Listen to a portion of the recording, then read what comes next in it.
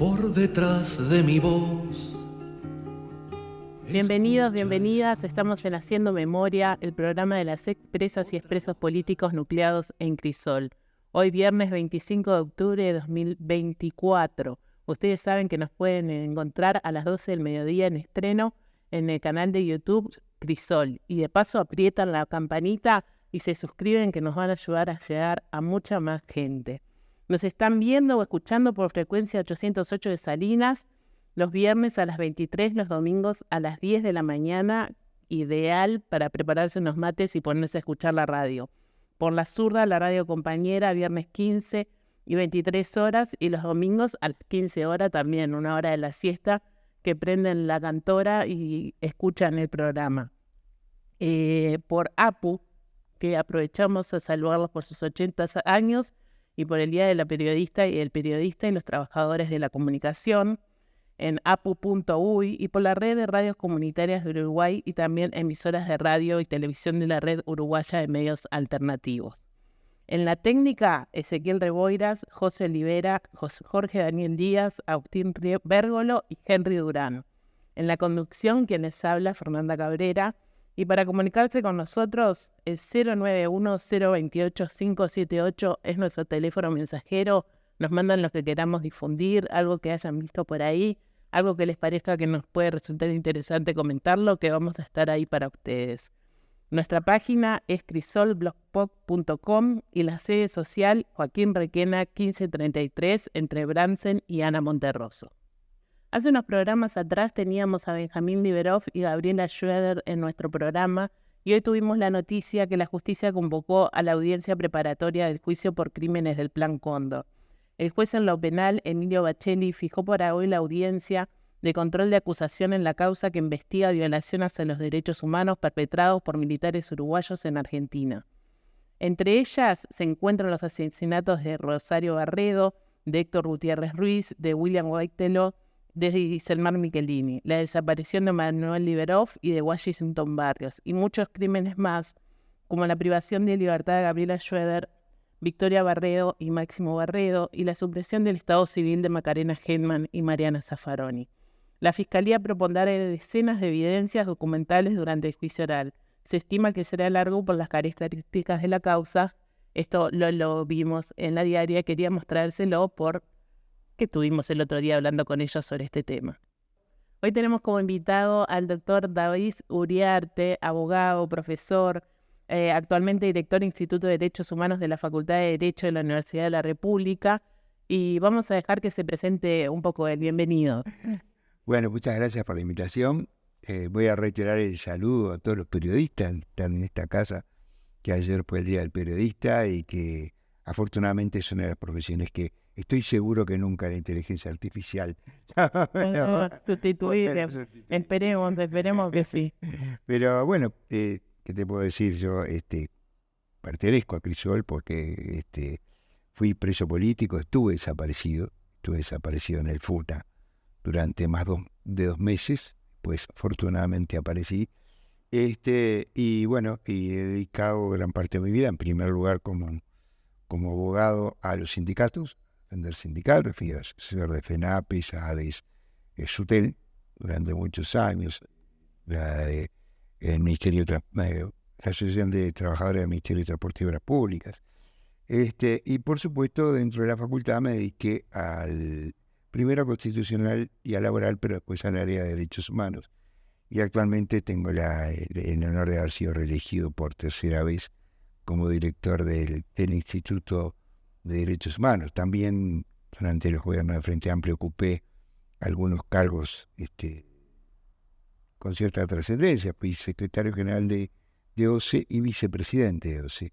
Pero ahí la parte más importante fue procesar toda la ejecución jurídica de la reforma del 2004 que nos permitió reestatizar todos los servicios de agua, que se realizó realmente de una forma muy ordenada, prolija, y fundamentalmente no le costó absolutamente nada al Estado, pese a todos los juicios que nos habían anunciado y el caos que nos...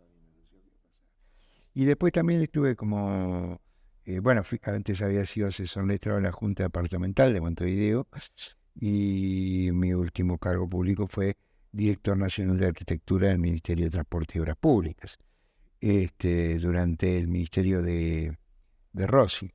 Y bueno, después de esa fecha me dediqué prácticamente exclusivamente a la Universidad de la República, y en el medio, bueno, tuve esa situación que genera sentimientos encontrados, que fue participar como testigo en los juicios del Plan Cóndor, particularmente en Italia, con la condena de Trócoli, que fue uno de los principales torturadores del FUSNA, y donde yo tuve que ir a declarar como testigo. Y digo, son sentimientos contradictorios, porque por un lado la sensación de, bueno, hemos logrado hacer justicia, por el otro lado hemos logrado que aparezcan los desaparecidos, y además revivir esas instancias nunca es cómodo para los que lo tuvimos que vivir, y también recordar a los compañeros que no están. Y bueno, seguiremos también en ese trabajo. Durante un tiempo también fui asesor de familiares, y particularmente tramité la personalidad jurídica de FEDEFAM. Si tuviéramos que explicar qué es el Instituto de Derechos Humanos de la Facultad de Derecho de la Universidad, ¿cómo lo explicaría? Bueno, es la Cátedra de Derechos Humanos de la Universidad de la República. Comenzó en 1989, pero quedó como materia curricular obligatoria a partir de 1990, y básicamente bajo la dirección de Pérez Pérez, de Alberto Pérez Pérez, quien fue el que más insistió. Y bueno, eso fue paralelo con un desarrollo muy importante en esos años de la legislación uruguaya en materia de derechos humanos, la ratificación de acuerdos internacionales. Hay que recordar que inmediatamente que se termina, o mejor dicho, que salimos de la dictadura, o empezamos a salir de la dictadura, una de las primeras leyes que se aprueba es la ley de amnistía, junto con la ratificación de la Convención Americana de Derechos Humanos, que fue un poco, digamos, la espina dorsal de todo la materia de derechos humanos. Y a partir de ahí una cantidad de legislaciones que fundamentalmente hubo entre el 85 y el 90, pero después particularmente del gobierno del Frente Amplio del 2005 en adelante, que nos puso a la vanguardia de derechos humanos en materia continental y también en parte a nivel mundial. Y bueno, y la lucha por sostener eso, y sobre todo, más importante, educar en materia de derechos humanos. Y bueno, desde la Universidad de la República, aparte de que es una materia exigida para poder ser abogado escribano en relaciones laborales, licenciado en relaciones laborales y licenciado en relaciones internacionales, también realizamos extensión universitaria en varios aspectos. Hoy por hoy estamos trabajando con Redes Amigos de la Tierra en temas de ambiente, y con Familias Presentes, que es una organización bastante nueva con la que Hemos conversado con ellos. Con Gabriela Rodríguez, donde nosotros los estamos asesorando en todo lo que tiene que ver con los derechos de los presos y de los familiares privados de libertad. Y bueno, intentamos con eso y con otros vínculos a nivel educativo extender sobre todo el conocimiento de los derechos que tenemos todos, y por supuesto la defensa de los mismos, porque siempre hay un ataque permanente hacia los derechos humanos, que se ven como un ataque a la disciplina, a las libertades a veces, y cosas que, bueno, siempre es bueno explicar por qué cuanto más derechos tenemos, más democrática y más justa es una sociedad. David, en horas, los uruguayos están enfrentados a un evento electoral, como pasa cada 5 años. En este año hay un plebiscito sobre los allanamientos nocturnos. Es el tema que queríamos tratar hoy. Es un tema que nos preocupa mucho, que le preocupa a muchos de las uruguayas y uruguayos, y queríamos saber su opinión. Bueno, como lamentablemente no recibimos una consulta oficial del Parlamento, no llegamos a tener una posición, pero estoy casi convencido que la posición del Instituto, y es la que yo tengo en particular, pero por lo que he conversado con los demás compañeros docentes, es una oposición a este plebiscito, ¿no? A esta modificación constitucional. Y basado en varios aspectos. En primer lugar, yo hace poco publiqué un escrito en donde recordaba, particularmente, porque también lo recordé en mis libros del curso de Derechos Humanos, unas expresiones de Wilson Ferreira Aldunate muy importantes.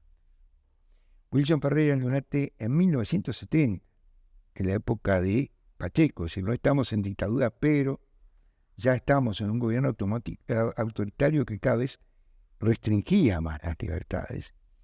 Y siempre, yo recuerdo que Periperio nos decía, parecíamos los ginecólogos de la Constitución porque cada rato nos llevaban a ver si se había violado la Constitución. Y en ese periodo, Wilson Ferreira decía, ya el problema no es saber si esto es constitucional o inconstitucional, es saber dónde va a parar este proceso.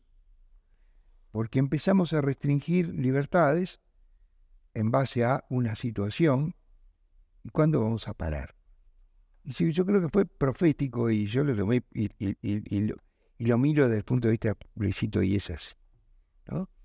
Y cuando se aprueba el plebiscito, uno de los promotores dentro de la Asamblea dice, ahora tenemos una bala de plata para terminar con el crimen, con el narcotráfico. Después resulta que ahora ya todos modificaron el lenguaje, ya no es la bala de plata, es un instrumento, es una herramienta. Ya queda claro que nadie piensa que porque se puedan hacer allanamientos nocturnos se va a terminar con la inseguridad o con la violencia en el Uruguay, ¿no? Eso está más que claro. Y entonces ahora todo el mundo moderó el discurso y dice, bueno, es una herramienta más. Bien. ¿Y si la herramienta no funciona? Si la bala de plata no funciona, ¿qué vamos a hacer? Vamos de vuelta a seguir restringiendo. ¿Qué otra libertad vamos a restringir? Por ejemplo, vamos a modificar la prohibición de intervención de las comunicaciones. Y bueno, vamos a decir, bueno, los narcotraficantes se comunican de formas muy especiales y se demora mucho si pedimos una orden del juez. Entonces, permitimos que se intervengan las comunicaciones. Y después, bueno, pero esto con 24 horas no alcanza para que una persona, para interrogar a un supuesto narcotraficante, que están muy asesorados por abogados y todo lo demás, vamos a extender el plazo en lugar de 24 a 72. ¿Cuánto más? Ese es el problema. Y entonces tenemos que aclarar que los allanamientos nocturnos hoy están permitidos. Sí, eso es muy importante. Perdóname que no hice esa aclaración. Estamos hablando del hogar. Lo que está prohibido es el hogar. Y antes de venir para acá repasaba a uno de los grandes doctrinos de nuestro país, que fue Jiménez Arechaga. Y Jiménez Arechaga decía, acá hay que tener muy claro que si es una tienda, si es un club, si es un comercio, si no es un hogar, no hay una prohibición.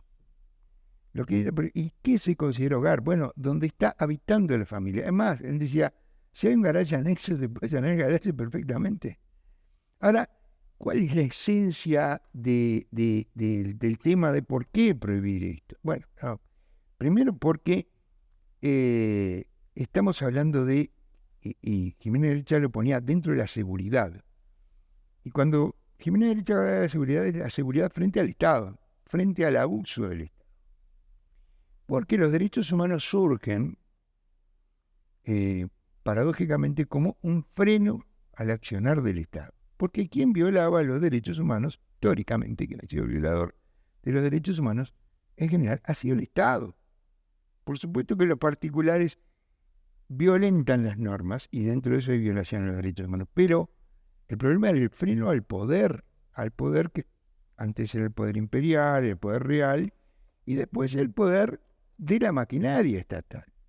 Nosotros sabemos lo que significa el abuso del Estado, y por eso el crimen más perseguido es el terrorismo de Estado.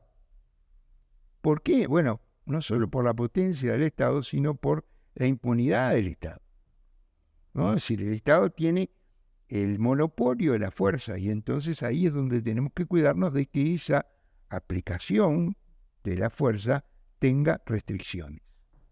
Ahora yo voy a poner un ejemplo, si me permitís. Sí.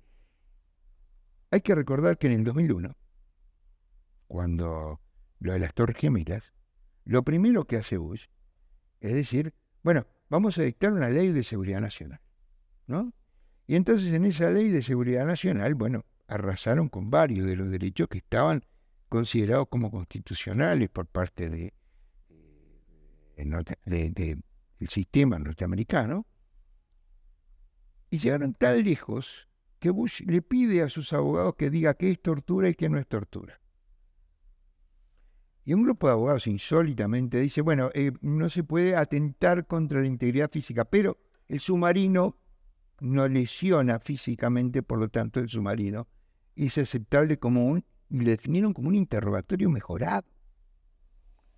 Qué disparate. Esto sin perjuicio de que también intervino en las comunicaciones para controlar el terrorismo. Y apareció un señor que era un informático, que era un republicano convencido de que había que luchar contra el terrorismo, lo captó la CIA y lo puso a trabajar en la interceptación de las comunicaciones. Y lo que este señor, que estaba dispuesto a luchar contra el terrorismo, vio con asombro e indignación, y la verdad que hay que hacer un bueno, ¿qué? Están violando los derechos de los norteamericanos y los derechos de todos los ciudadanos. Ya no se fijan si es un problema real de terrorismo, ya violaron totalmente los derechos constitucionales. El señor se llama Snowden, ¿no? Hoy está perseguido como traidor en Estados Unidos, pero hay que hacer un homenaje, porque fue capaz de decir, y no fue por un problema ideológico, porque él estaba de acuerdo en enfrentar, digamos, entonces estos son los temas que nosotros nos tenemos que plantear. Yo voy a decir algo que puede sonar muy fuerte seguramente para todos los que me estén escuchando, y bueno, quiero recordarles que yo sufrí el terrorismo de Estado, por lo que voy a decir. Si fuese cierto que en el Uruguay vivimos en una emergencia, en una verdadera emergencia de criminalidad, y esta es una pregunta que le he hecho a mis alumnos, ¿cuál sería la medida que deberíamos de adoptar? Y la respuesta es, en nuestra Constitución existe una forma, sin salir de la Constitución, de adoptar medidas necesarias, inclusive el allanamiento nocturno, frente a una emergencia real, que son las medidas prontas de seguridad, que no son como las usó Pacheco, sino que son medidas concretas. Sí. Pacheco decretaba medidas prontas de seguridad y todo valía, digamos. No es así. Pero entonces, y uno puede asustarse y decir, oh, qué horrible, no. Bueno, muy bien, yo desafío. ¿Y cuál es la ventaja que tendría la medida pronta de seguridad sobre este plebiscito de allanamiento, sobre este plebiscito que se plantea? Tanto la Constitución como los tratados internacionales dicen, en una situación de emergencia se pueden tomar medidas de este tipo. Pero cuando se termina la emergencia se acaban las medidas. Es decir, y además esas medidas tienen que estar controladas por la Constitución y por los jueces y por los organismos internacionales. Hoy, ¿qué dice en la Constitución sobre los allanamientos nocturnos? Y lo que dice es que no se puede hacer un allanamiento nocturno si no hay una habilitación por parte, dice, del jefe del hogar, pero bueno, esto tiene que ver con un concepto patrimonial, obviamente patriarcal, que no venía de la Constitución del 67, en realidad de 1934, porque la última modificación es de 1934. Y lo que dice es, de día solo se puede hacer un allanamiento contra la voluntad de quienes habitan el hogar por orden del juez, y de noche en ningún caso. Ahora, en ningún caso también hay una relatividad, y yo creo que una ley interpretativa podría decir, bueno, en ningún caso, salvo que tengamos una situación de peligro de vida. Claro. O sea, no le vamos a pedir a los bomberos que no entren porque no hay ningún jefe del hogar que le diga pase, ¿no? Típico de los casos de violencia doméstica. Y en esto también se me permitió, voy a hacer una salvedad, porque se han hablado de cosas, se dice, no, solo en 4 países del mundo esto está en la Constitución. Sí, y mencionan Cabo Verde y no me acuerdo. Bien, y esto es un problema, porque yo les podría decir, en realidad, en el año 2004, Uruguay fue el primer país del mundo que puso el derecho al agua y al saneamiento en su Constitución como un derecho humano fundamental, y en el 2010 fue las Naciones Unidas que dijeron es un derecho humano fundamental. Y hoy hay más de 30 países que tienen el agua y el saneamiento como un derecho humano fundamental. Así que en realidad no deberíamos preocuparnos si somos los primeros o los, ¿no? También éramos los únicos que teníamos divorcio por sola voluntad de la mujer. Sin embargo, ¿verdad? O sea que eso no sería el problema. Pero además, también hay una falacia detrás de eso. Porque si bien esos países, muchos de esos países no lo tienen en la Constitución, lo tienen en la ley, en el Código Penal o en el Código Civil. Caso de Argentina, Francia, España, lo tienen. Con alguna salvedad que dicen, bueno, pero si de lo que se trata es de preservar la vida de una persona que está en peligro, o si de lo que se trata es, en el caso del terrorismo, ¿no? El juez puede llegar a autorizar, pero tiene que fundamentarlo en eso. Acá pretenden derogar esa prohibición, y si lo demás que lo solucione la ley. O sea que en realidad esto permitiría, digamos, está bien, dicen que tiene que ser por orden del juez, pero, a ver, permitiría un allanamiento por una orden del juez para indagar un hurto.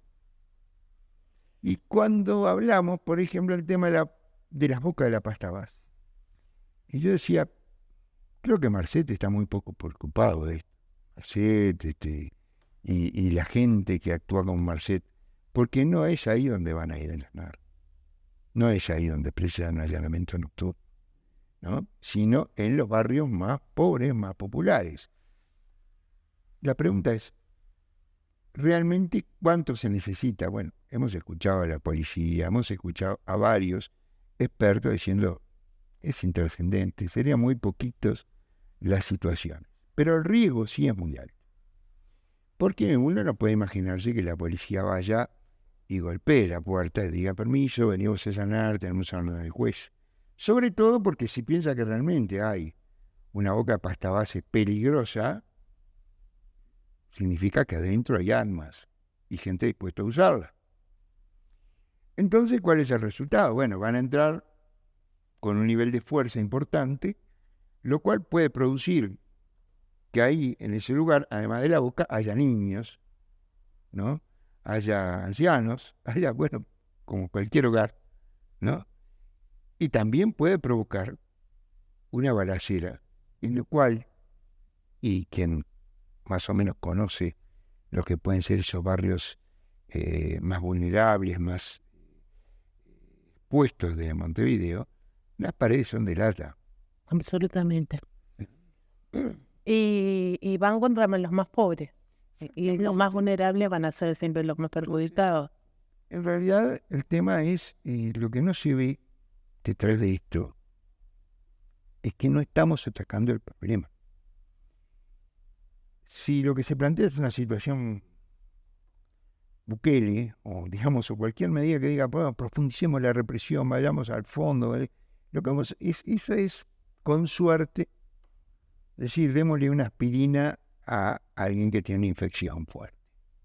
Y la infección fuerte es la desigualdad. La infección fuerte son las condiciones en que vive la gente a la que se quiere allanar.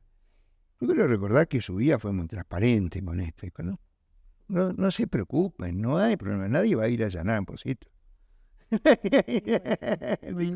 De la misma forma que dijo que la policía tiene intuición, no te anda parando a la gente porque sí, anda parando porque, dijera Gonzalo Fernández hace muchos años, por portación de cara. Obviamente que si están viendo a alguien que tiene determinadas características, anda escuchando determinada música, usa el gorrito para atrás, una parca, yo qué sé, tienen todos los elementos, claro. Bueno, se ocurrió porque con esas condiciones un grupo de ciudadanos celosos de la seguridad salió a perseguir a un muchacho, lo masacraron y resulta que después era un vecino. Sí, recuerdo el hecho. Entonces, estas son las cosas que uno dice, a ver,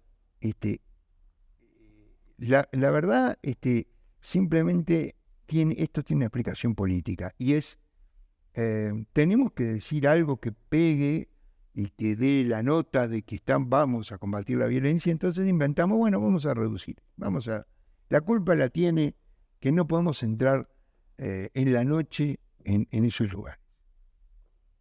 ¿Cuál es el problema? Digo, a ver, y si los elementos están dados, la policía sabe perfectamente, puede rodear perfectamente y esperar, como lo hicieron en Casa Feldman, ¿no? La casa y esperar al día siguiente. Eso sí.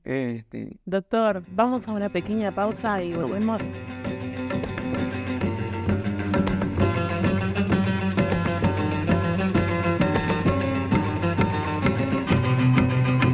En tiempos de revolución digital, la vida en sociedad se vuelve cada vez más compleja y en eso juegan un papel fundamental la información veraz y la comunicación equilibrada, ya sea a través de los medios tradicionales o mediante las redes sociales. La Asociación de la Prensa Uruguaya, a través de la plataforma portalapu.uy, brinda la posibilidad de una mirada seria y profesional comprometida con el tiempo que nos toca vivir. Nuestra plataforma, que publica diariamente notas de prensa, material audiovisual y productos de radio, vincula indisolublemente a la profesión con la ciudadanía a través de mensajes directos y transparentes, sin más compromiso o interés que el acceso libre y gratuito a la información veraz y profesional de la sociedad. apu.uy, la información plural y profesional.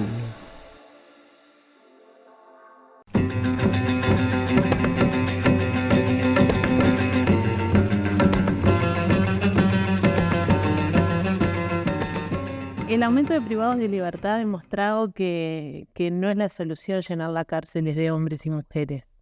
¿Qué salida usted le ve a esto? Porque los derechos humanos están siendo diezmados. Es tremenda yo creo que hoy la situación de los privados de libertad es el punto más agudo de violación de derechos humanos en el Uruguay. Uno puede decir hay varias situaciones, ¿no?, de violación, pero en el caso de la situación carcelaria es el peor de las situaciones. Y lo digo porque de repente uno puede comparar el Uruguay con otros lugares donde se violan los derechos humanos y bueno, estamos mejor, pero ahí no estamos mejor que en ningún lado. ¿Ah? Y esto tiene dos consecuencias. Por un lado, para quienes están privados de libertad, es una situación de violación, de ataque a la dignidad humana en todos los aspectos. Hay que tomar en cuenta que, y a quien tengo que hacer un homenaje es a Petit, que realmente se ha portado como un excelente comisionado parlamentario, y ha hecho lo que ha podido. Y se ha portado porque ha denunciado todo lo que puede denunciar, porque no cualquiera va a los organismos internacionales a decir que en el Uruguay el 35% de los presos están en condiciones inhumanas, crueles y degradantes, iguales a la tortura. Y esto lo dijo públicamente. Y el otro 60% están en condiciones indignas. Pero, además, hizo acciones concretas, ¿no? Como, por ejemplo, reclamar ante la justicia sobre el tema de la salud o reclamar ante la justicia por el tema de la alimentación. Ahora, ¿cómo se soluciona esto? Yo digo, nadie tiene la varita mágica, pero hay cosas que son naturales. Primero, hay que aumentar las penas alternativas, no las penas de prisión, sino las alternativas. y darle un marco que permita hacerle un seguimiento para que las penas alternativas sean efectivas, o sea, se cumplan, tiene que doler un poquito, digamos, pero que además permita hacer un seguimiento de la persona que violó la norma para que pueda reinsertarse en la sociedad. Pero la cárcel no es el lugar donde se va a reinsertar. El otro aspecto es, yo creo que hay un diseño que está mal y que viene de el peor momento del Uruguay autoritario, previo a la dictadura, que fue el pasar las cárceles al Ministerio del Interior. La gente no lo sabe, pero antes de los años 70, las cárceles dependían del Ministerio de Educación y Cultura. No lo sabía. Es así. ¿Y por qué? Bueno, porque justamente quien está encargado de reprimir no tiene que ser el que está encargado de cuidar y reeducar, ¿no? Es decir, si el objetivo era la reeducación de los presos, entonces estaba bien lógico que fuera el Ministerio de Educación. Hoy, en casi todos los países, prácticamente en ninguno de los países las cárceles están en el Ministerio del Interior, sino que están en otro ministerio. Y en particular la mayor parte de los países latinoamericanos, 13 de ellos, han optado por tener un Ministerio de Justicia. Y yo creo, y la mayoría, es Ministerio de Justicia y Derechos Humanos.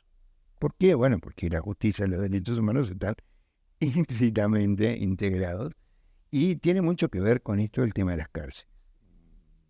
La mayoría de los países que tienen ese ministerio, el Ministerio de Justicia es el que se encarga de la situación de las personas privadas de libertad. Por supuesto que esto no tiene que ver con el Ministerio de Justicia de la dictadura, que simplemente usurpó la función judicial. Acá no se trata de un ministerio que haga una función judicial.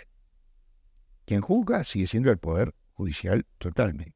No toca nada al Ministerio de Justicia, pero sí importa el Ministerio de Justicia en asegurar la ejecución de la pena. Tenemos jueces de ejecución, pero ¿qué controla el juez de ejecución? Bueno, cuando hay que darle la libertad, cuando digamos, los recursos que puede presentar el preso. Pero después, digamos, quien se tiene que encargar de la cárcel y de la Dirección Nacional del Liberado y de las condiciones de reclusión, eso tiene que ser un Ministerio de Justicia que esté pensado con una cabeza civil. Con una cabeza civil. Un cambio administrativo a cambiar la situación, no. Obviamente que esto requiere presupuesto. Pero es muy importante el cambio de cabeza en esto. Es decir, y esto sin ningún matiz subjetivo. Es decir, cualquier ministro del Interior tiene dos problemas. Un primer problema que es la prevención y represión del delito, y un segundo problema que son las cárceles. Pero no van en igual. Porque la prevención y represión del delito es la parte que se ve más públicamente, es lo que la gente se enoja, lo que la gente reclama, y es lo que más le preocupa. Entonces invierte sus recursos y como que el pariente pobre es, bueno, tengo que hacer además cargo todavía de las cárceles, ¿no? Entonces, este es uno de los problemas que hemos tenido y que heredamos de la época autoritaria. O sea, estamos hablando de casi 60 años atrás. Bueno, 50 y pico. Entonces, un Ministerio de Justicia con cabeza civil apostaría, por supuesto que va a tener que tener guardia penitenciaria, etcétera, pero apostaría a una cantidad de técnicos que trabajen realmente, asistentes sociales, psicólogos, por supuesto de la salud, que puedan elaborar, digamos, políticas públicas direccionadas a atender las distintas situaciones, porque las causas del delito son múltiples y tenemos, por ejemplo, las adicciones, que son muy importantes. Ahora, no todos los que delinquen son adictos, ni todos los adictos son delincuentes, pero hay que tomar en cuenta esa situación. Después hay que separar. Nuestro país hace años que violenta una de las principales normas a nivel internacional. Los procesados, que en este caso serían los formalizados, ¿verdad? Son técnicamente inocentes, por tanto no pueden estar junto con los penados que son responsabilizados, que han sido responsabilizados por sentencia. ¿Qué es lo que pasa? Entra alguien por un hurto, 5 hurtos, no importa, y tiene que convivir con alguien que está por violación, alguien que está por narcotráfico, alguien que está por homicidio. Y todos sabemos que en esas situaciones se desarrollan lógicas, ¿verdad? Lógicas de bandas, lógicas de poder interno. Y los primarios son rehenes de esas lógicas, ¿no? Y para decirlo crudamente, quiere que joven que entre a la cárcel con 20 años porque cometió un delito, o porque está acusado de cometer un delito, no lo cometió, dice, bueno, ¿tenés dinero para aportar para la comida? Bueno, no tengo dinero. Bueno, no tenés dinero. Bueno. ¿Y en qué banda estás? No estás en ninguna. Bueno, ¿tenés novia? ¿Tenés hermana? ¿Tenés madre? Tenés que hacer que entre en droga, si no la vas a pasar mal. No quiero entrar en detalle de qué pasarla mal, pero todos hemos visto que hay gente que ha sufrido torturas increíbles, Sí. sin perjuicio de todo lo que es el entorno, que no vamos a abundar en eso, que es histórico, pero que hoy está más agravado por un contexto en donde la gente está más hacinada y tiene menos elementos educativos y de valores. Y esto quiero decir porque me tocó estar preso en Punta Carretas, que no estuve directamente dentro con los presos comunes, pero los compañeros de Punta Carretas que estuvieron conmigo recuerdan lo que era la vida allá, y había algunos rasgos que sí, que se siguen repitiendo, ¿no? Cortes veíamos todos los días, enfrentamientos, cortes, en fin, pero yo recuerdo, por ejemplo, que increíblemente había una cierta limpieza por parte de los presos. En la cárcel era horrible, había rata, había todo lo que se te puede ocurrir, pero los presos tenían cierto culto a la limpieza, un poco porque mi experiencia como abogado en los últimos tiempos en que estuve, porque ya me jubilé, pero en los últimos tiempos en los que fui a Concar y los que fui a la cárcel de Libertad, era increíble, ¿no? La situación en la que estaba la gente. Y bueno, y eso es lo que habilita que muchos de los que salen hoy de la cárcel, lo vemos en la situación, son capaces de meterse dentro de un contenedor. O dormir en la calle. Entonces, muchas veces conversamos con algunos que estuvimos en Punta Carretas, ¿no? Y hacemos esas comparaciones, porque hay cosas que son teóricas de cualquier cárcel en el mundo, se diría, pero hay cosas que no, que se han deprimido a un nivel y que podrían perfectamente cambiarse con una inversión importante, pero con una inversión que tuviese en cuenta políticas públicas de educación, políticas públicas de inserción laboral. Hoy justamente estuve conversando con un muchacho que estuvo 5 años preso. Es la 4ª vez que va a la Dirección Nacional del Liberado a buscar trabajo. Salió hace 3 meses. Lo atiende muy bien, pero no encontró ningún trabajo. No le han dado ninguna solución. ¿Qué tema es? Y realmente es un muchacho que está con ganas de no volver a reincidir, ¿no? Y no quiere volver a estar ahí. Pero cuanto más puede vivir en la sociedad excluido, sin un peso, sin poder, digamos, en una familia de contexto crítico también, por supuesto, ¿no? David, volviendo a los allanamientos nocturnos, algunos sindicatos policiales se manifestaron en contra. Sí, justamente, es decir, a ver, cuando yo decía, por ejemplo, no van a ir a golpear la puerta, permiso, venimos a allanar, no, Jesús, porque supuestamente van a hacer un allanamiento nocturno, porque tiene que ser muy grave y porque lo que hay adentro probablemente sea una boca de loba con todas las armas que sabemos que hoy tienen, digamos, quienes están en la droga. Entonces ya de pique van a ir con toda la protección posible. Y si no la tienen, corren un riesgo muy grande. Pero, aún con la protección, en la noche siempre es riesgoso, porque ni siquiera con esos maravillosos aparatos que te permiten ver, teóricamente, estás a salvo de todo, digamos. Y por el otro lado, ellos mismos al participar en una balacera no saben si van a matar a un niño que vive al lado, que bueno, no van a estar cuando empiezan a disparar, no tienen la capacidad de pensar a dónde están tirando el tiro. ¿Ah? Vamos, claro. Entonces, la policía razonablemente está preocupada. Inclusive los que dicen, bueno, sí, está bien, nos dan una herramienta más, pero no tenemos las herramientas. Y yo diría, bueno, ¿cuáles serían los mecanismos de protección de seguridad? Muy difícil. En la noche sigue siendo muy difícil. Y no es la cuestión de que hace, como se dijo, no, cuando se puso esa norma no hay electricidad. Que vean, la norma en realidad viene desde hace 180 años, pero la última modificación se hizo en 1934, ¿no? Hizo la Constitución del 4 y los grandes penalistas de aquella época no se les ocurría modificar eso, ¿no? Y uno podría decir, y bueno, pero y en realidad siempre hubo situaciones criminales en la noche. Sí, pero justamente esto es para proteger a los inocentes, no a los criminales. Yo recuerdo que José Valle Ordóñez decía, prefiero dejar a un delincuente libre que castigar a un inocente. Esto es más grave aún. Yo prefiero dejar a un delincuente libre que matar a un inocente. Que se mate a un inocente. Ha pasado en estos últimos meses que hubo allanamientos erróneos, ¿no? De día. Claro.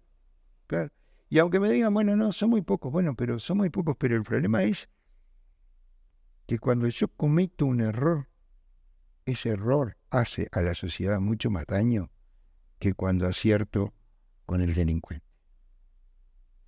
Porque la desconfianza que genera en la sociedad el que seas inocente y seas víctima, que seas víctima del Estado, porque que vos seas víctima de un delincuente es un delincuente. Ahora que vos seas víctima del Estado, eso es el golpe más duro que la persona puede recibir desde el punto de vista de su confianza en las instituciones, ¿no? Y yo creo que la demostración de eso es, a mí me tocó 4 o 5 veces, tal vez alguna más, defender personas que estuvieron presas y que eran inocentes. Y por supuesto después le hicimos juicio al Estado, y ahora afortunadamente desde hace 20 años tenemos una ley que obliga a resarcir en esos casos. Lo que se discute es el monto, pero no en la responsabilidad subjetiva. Pero, en que una persona cobre, vamos a imaginar a la gente que nos va a escuchar, ¿no? ¿Cambiarías 2 años de tu vida en Econcar por $50.000? ¿Quién lo haría? Y bueno, esa es la indemnización que el Estado puede dar en una situación de... ahora, con todo, si podés salir y bueno, pero ¿y si te matan? Tremendo. Lois, ¿algo que quieras decir que no te haya preguntado? No, a ver, creo que en esto lo más importante es tener conciencia de lo que son los derechos humanos como inherentes al sistema democrático. Hay una parte importante que es lo que se llama la parte dogmática de la Constitución, que en realidad hay que mirarla no con una cabeza ciudadana, sino con una cabeza de persona humana, de ciudadanos del mundo. Y digo esto porque cuando yo empecé a estudiar, decían, bueno, la Constitución se cambia, pero en realidad esto fue hace casi 50 años, pero hoy lo que tenemos que asumir es que los derechos humanos son de las personas, no de los uruguayos. Y por tanto hay cosas que los uruguayos no pueden resolver. No, me refiero exclusivamente a esto, que bueno, puede ser discutible si lo ponemos en la Constitución, en la ley. Pero nosotros no podemos hacer plebiscitos para decir, vamos a alterar el principio de igualdad. Podríamos hacer un plebiscito, por ejemplo, para decir, bueno, nos afiliamos y el Estado va a tener tal religión, pero no podríamos hacer un plebiscito para decir, solo va a tener y no se permite ninguna otra religión. Eso ya no depende de los uruguayos. Podemos tener un parlamento unicameral o bicameral. Pero no podemos negarle a nadie el acceso a la justicia, que fue concretamente lo que pasó, y por eso lo traigo, en la sentencia 365 del 2009, cuando la Suprema Corte de Justicia en aquel momento aceptó, digamos, de alguna forma lo que ya venía haciendo la Corte Interamericana al decir, no hay plebiscito que pueda derogar el derecho a la justicia, por eso se consideró inconstitucional por primera vez la ley de caducidad de la pretensión punitiva del Estado. Si no podemos prohibirle a ningún grupo de personas acceder a la justicia porque los uruguayos entendemos que no es conveniente. Entonces, sería, tratemos de tocar lo menos posible o no tocar la parte dogmática de la Constitución. Porque los derechos son las garantías que tenemos todos en el Estado democrático. Y tratemos de utilizar los mecanismos constitucionales para solucionar nuestros problemas. Y los tenemos. ¿No? Y los tenemos. Por eso muchas veces se habla, ¿estamos en una emergencia de seguridad? ¿Estamos realmente en una emergencia de seguridad? ¿Estamos todos dispuestos a discutir que estamos en una emergencia como si estuviéramos en la pandemia? ¿Well? Inclusive, y con esto no quiero extender, pero voy a poner un caso que para mí fue un disparate en la pandemia, y no nos dimos cuenta, fue, digamos, porque fue muy puntual. En la pandemia se cerró la frontera. Bueno, todos los países cerraron la frontera, así que no es que estuviéramos tan mal, pero se cerró la frontera para los extranjeros. Ahora también le cerramos la frontera durante 1 mes y medio a los uruguayos. Eso está prohibido por la Constitución. Lo hicimos por ley. ¿Cómo vamos a cerrar? Y yo decía, ¿no? Estamos en pandemia. Viene un uruguayo a la frontera de Chuy y dice, quiero entrar. No, usted no puede. ¿Por qué? No puedo. Pero el Estado de Brasil no me da ninguna solución. Dice que como soy uruguayo no me va a atender. Ah, no, pero no puede entrar. Sí, pero en realidad, no, pero ¿cuál era el problema? ¿Por qué se lo prohibimos? Ah, porque podía estar contagiada. Bueno, si está contagiada, la metíamos en una bolsita, le metíamos en una ambulancia y lo llevábamos a un hospital. Y lo aislábamos. ¿No? Pero no podíamos dejarlo no ingresar al país. Estuvimos haciéndole Mortimer, que estuvo muy bien lo del Mortimer. Por supuesto no podíamos dejar a esa gente en medio del agua, en barco, muriéndose. Sí. Ahora íbamos a dejar un uruguayo del otro lado de Chuy, o del lado de Concordia. Y son esas cosas que nos vamos olvidando. Claro, pero es más, nuestra Constitución, y yo escribí un artículo que dice, el título es, está prohibido el exilio obligatorio. En el Uruguay no hay exilio, ni como pena. Es decir, la única disposición que hay por la cual yo puedo estar obligado, que no estoy obligado a salir del país, es en la medida pronta de seguridad.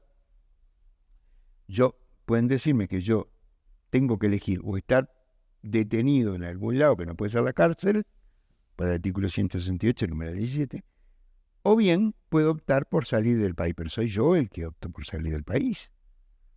Pero no me pueden expulsar del país ni prohibirme el ingreso al país.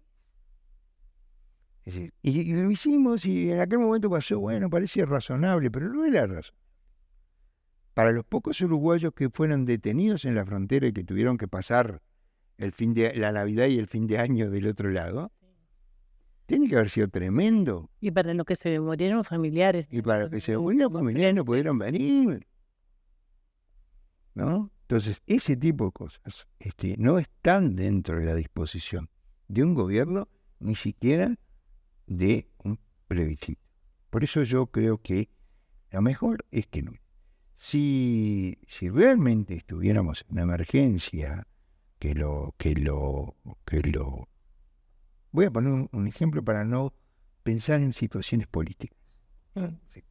Una inundación como aquellas famosas de Paso de los Toros, digamos, ¿no?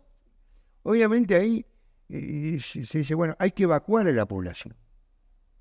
Bueno, ahí el allanamiento nocturno dice, mire, usted se tiene que ir, no, pero es de noche, pues no, mire, se tiene que ir porque viene el agua.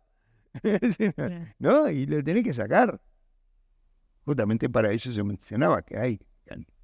Pero tiene que haber una emergencia, que todos estemos de acuerdo y esa emergencia la controla la Asamblea General. Ahora, ¿qué pasa? Después que se terminó la emergencia, vuelve la norma constitucional en su totalidad. Y acá, al eliminarla, no va a volver. No va a volver, salvo que hagamos un plebiscito para ponerla, cual sería ridículo, ¿no?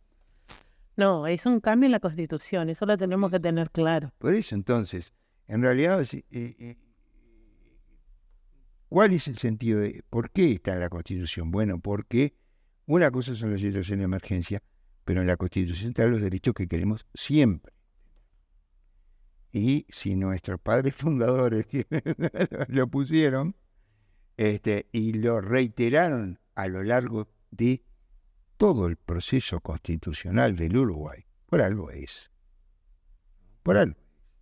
Es decir, lo tenemos de 1830 con algunas versiones, la última versión de 1934, pasamos por la de 42, por la de 52, por la de 67 y hasta hoy está. No es una norma anquilosada, no. Tiene su sentido. Y por algo, en otros países, está en los códigos civiles, en los códigos penales. Una variante. Bueno, David, muchísimas gracias por estar esta tarde, noche, mañana, según cuando lo estés mirando con nosotros. Bueno. Y nos estamos despidiendo hasta la próxima semana con Haciendo Memoria, el programa de Crisol, de la Asociación de Expresas y Expresos Políticos. Por verdad, memoria, justicia y nunca más terrorismo de Estado. Crisol está más que nunca en lucha para que los más infelices sean los más privilegiados. Gracias.